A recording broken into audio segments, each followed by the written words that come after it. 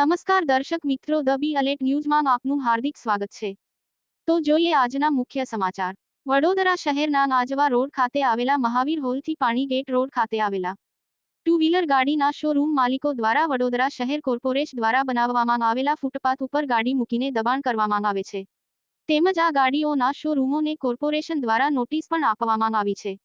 છતાં પણ આ ગાડી શોરૂમ માલિકો કોર્પોરેશનને ધોડીને પી ગયા હોય તેમ લાગે છે. તો બીજી બાજુ કોર્પોરેશન પણ દેખાપૂરતી ગાડીના શોરૂમ પર કોઈ કાયદાકીય કાર્યવાહી હાથ ધરવામાં આવી નથી.